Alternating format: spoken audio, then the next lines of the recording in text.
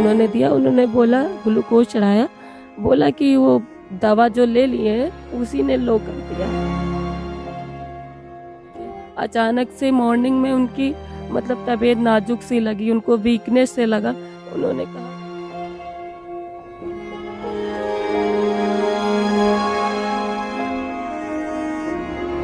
नमस्कार, मैं हूं लवलेश श्रीवास्तव और आप देख रहे हैं पोल पट्टी न्यूज।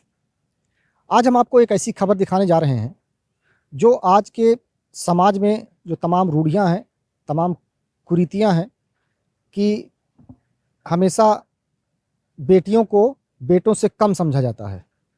लेकिन आज जो खबर हम दिखाने जा रहे हैं उसमें एक कुछ बेटियां हैं, 2 बेटियां हैं जो एक मिसाल कायम कर रही हैं, जिन्होंने जो किया है जो आज तक शायद बहुत कम ही लोगों ने किया होगा और उसके लिए इनको समाज की बातें भी सुननी पड़ी, कुछ विरोध भी सहना पड़ा। दरअसल होता यह है कि हम आज नकहा बसंत ग्राम सभा में खड़े हुए हैं और वहाँ पर एक बबलू तिवारी, अभय तिवारी नाम के एक व्यक्ति रहते थे जिनकी 2 बेटियां थीं।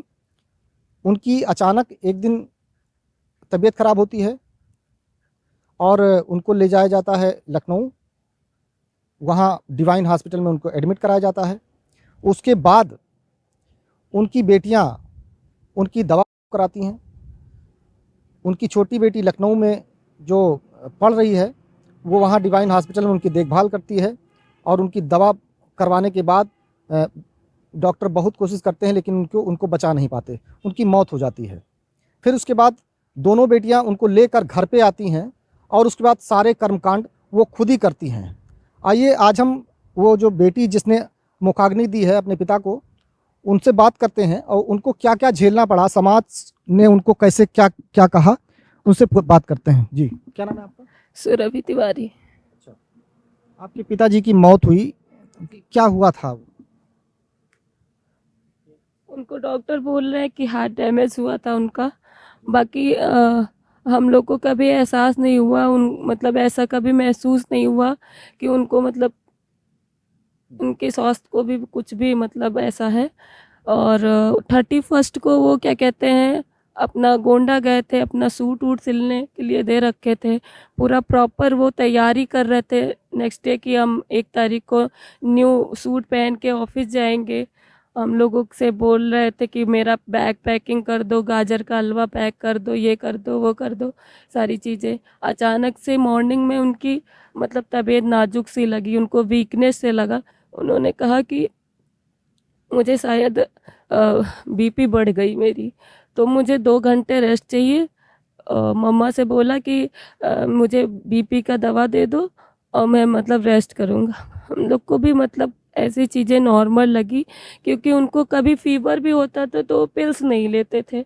वो क्या कहते हैं बोलते थे बेटा मुझे 1 गिलास दूध दे दो और दवा वो बिस्किट दे दो पार्ले जी और मैं खा के सोऊंगा, बहुत मीठा मीठा पेन मुझे अच्छा लग रहा है, मैं रेस्ट करूँगा। ऐसे तो ऐसे मतलब हम लोगों ने मामूली समझा और बीपी का दे दिया दवा और फिर वो रेस्ट किए।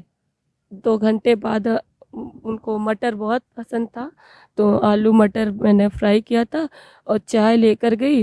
उन्हें बोला मन नहीं है, मम्मी डांटी कि मम्मी ऐसे बोली हाँ लाए थे, अभी तक परेशान थे, रात में ही चौंकाने के लिए कह रहे थे अभी बना है चलो खाओ उठो।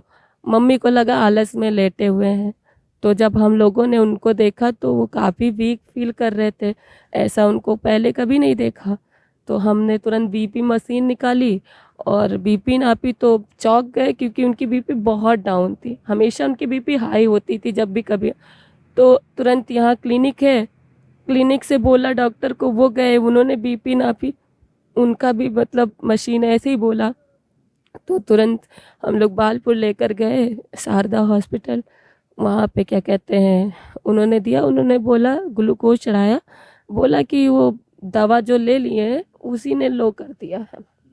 जैसे हमेशा दिन में कभी खाते थे सुबह सुबह ले लिए, इसलिए उसने डाउन कर दिया खींच के और बिना खाए पिए उन्होंने खा लिया। तो हम लोगों ने बस नॉर्मली लिया और पापा भी लौट आए, लेकिन वो बताए नहीं, उनको काफ़ी ज़्यादा मतलब कमज़ोरी फ़ील हुई और वो मतलब अपने आप को सँभाल नहीं पा रहे थे। हम लोग को फिर भी एहसास नहीं होने दिया कि बच्चे परेशान हो जाएँगे हमारे। वो कभी भी मतलब कुछ ऐसा चीज़ होता था खुद ही अपने अंदर रखते थे। तो उसके बाद क्या हुआ, उन्होंने खुद से गाड़ी बुलवा ली और अपना यूपीआई पिन उन हम लोग के पास सेंड कर दिया। बट हमारे इतना मतलब कभी ऐसा सोचा ही नहीं था उन्हें। तो क्या कहते हैं, अपना निकल गए। अब यहाँ गांव में भतीजा है, उसको लिया और निकल गए। वहाँ पे मेरी बहन रहती है, उसको बुलाया गया। वहाँ जाते ही सीधे वेंटिलेटर पे इतने सीरियस थे कि सीधे वेंटिलेटर पे अपना गए और चीज़ें उनका ट्रीटमेंट चलने लगा। और कुछ समझ ही नहीं आ रहा था, ना मेरी बहन को ना मुझे, ना मतलब 2 तारीख को मैं भी वहाँ पहुँच गई मम्मी को लेकर। और बस डॉक्टर बोले हार्ट डैमेज हुआ और इन्हें पता नहीं चला, या पता चला इन्होंने बताया नहीं। उस डैमेज के वजह से, लीकेज के वजह से बॉडी में इन्फेक्शन काफ़ी हो गया, जो इन्फेक्शन के वजह से वो रिकवर नहीं कर पा रहे थे अपने आप को। डेथ हो गई उनकी। उनकी डेथ हो गई 4th को। उसके बाद कौन लेके आया वहाँ? वहाँ पे फिर हम दोनों बहनें, हमारा भतीजा, हम लोग उसको लेकर आए और फिर यहाँ पे उनकी अंतिम संस्कार उसके दूसरे दिन किया। गांव में समाज में सबसे ज्यादा विरोध किसने किया? कौन लोग थे जो किस तरह नहीं, एक्चुअली विरोध कर रहे थे, काफ़ी बोल रहे थे। लेकिन अभी क्या था कि पापा के ऐसे कोई वो मतलब जैसे बुआ कोई सगी नहीं, कोई चाचा सगे नहीं, कोई मतलब कोई सगा उतना नहीं था। तो कोई उतना हक नहीं जता रहा था। बट मतलब विरोध कर रहे थे, इच्छा नहीं था किसी का। और मतलब कुछ कोई करने को तैयार भी था? हाँ, मैं करने के लिए बहुत तैयार थे।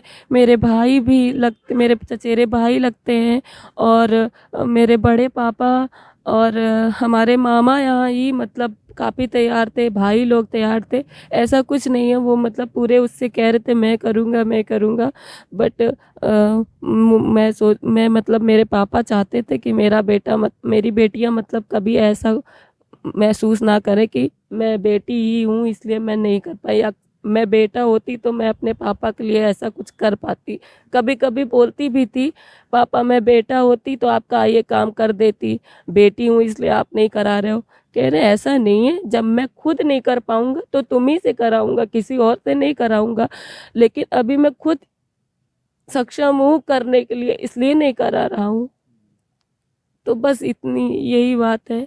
अक्सर आप बता रही थी अभी कि कुछ कहा करते थे कि अटल जी का कुछ ऐसा। जी, वो मजाक में एक बार बोले कि मतलब कभी भी ऐसे लड़कियों का कुछ आता था तो हम लोग को दिखाते थे, कहते थे ऐसे मेरी बेटियां भी हैं, ऐसी मेरी बेटियां भी करेंगी। क्या बोले थे ना? जब अटल जी का अंतिम संस्कार का न्यूज़ चल रहा था तो हम लोग बैठ के देख रहे थे, सबकी आंखें नम था। फिर ऐसे ही देखा, पापा देखते रहे। बोले कि सुरभि, मम्मी भी थी, मम्मी से बोला एक दिन हमारी बेटियां भी ऐसे करेंगी। तो हम लोग गुस्सा होने लगे उस टाइम। हमें नहीं पता था कि इतना जल्दी ये सारी चीज़ें हमें फेस करना पड़ेगा। आप क्या कर रही हैं? मैं लॉन्ग टेनिस प्लेयर थी स्टेट लेवल पे। बट जब से लॉकडाउन हुआ मैंने छोड़ दिया था। उसके बाद मैंने बीपीएड फिजिकल एजुकेशन ज्वाइन कर लिया। मेरा इस बार लास्ट ईयर है। आपकी बहन, छोटी बहन क्या करती है? वो बीजेएमसी कर रही है, मास कॉम, लखनऊ से। उसका भी लास्ट ईयर है। दोनों बहनों ने मिलकर अग्नि दिया? जी जी छोटी बहन भी और आप दोनों? जी। अच्छा, समाज को क्या संदेश देना चाहती हैं? जैसे आजकल आपने देखा कि समाज में जो है विरोध होता है, ऐसी चीज़ों का विरोध होता है जो नहीं होना चाहिए। क्या संदेश? मैं इतना कहना चाहती हूँ समाज को कि हम लड़कियां भी मतलब हम में भी मतलब वही, हमारी भी शरीर है, हमारे पास भी दिल है, हमारे पास भी हिम्मत है। हमारे पास ऐसा कुछ नहीं है जो आपके पास है।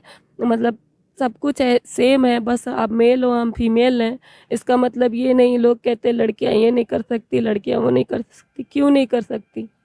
लड़कियां क्यों नहीं कर सकती? हम समाज से ये पूछते हैं। तो आपने देखा ये एक बेटी हैं और इन्होंने अपने पिता का अंतिम संस्कार किया है और सारे कर्मकांड ये निभा रही हैं। इनका ये कहना है कि जो पिता मुझे इतना प्यार देता था कि जब कभी किसी चीज़ की कमी नहीं होने दी, कभी हमको कभी बेटों से कम नहीं समझा, उस पिता के लिए हम इतना भी ना कर पाएँ तो मेरे लिए मेरे जीने से बेकार है। और इसलिए इन्होंने पूरा जो है अपना जो भी कर्मकांड है सारा अपने पिता का कर्मकांड किया है, अंतिम संस्कार किया है और अभी 13 दिन तक ये जो है सारे जो भी क्रियाकलाप होते हैं वो सारे निभाएंगी। और इनका साफ तौर पर ये कहना है कि जब पिता ने हमको कभी जो है भेदभाव नहीं, हमारे ऊपर कभी भेदभाव नहीं किया, बेटी बेटे में कभी फ़र्क नहीं समझा, तो मैं उनके लिए क्यों ना करूं। समाज कुछ भी कहे लेकिन हमारा जो फ़र्ज़ है हम पूरा करेंगे।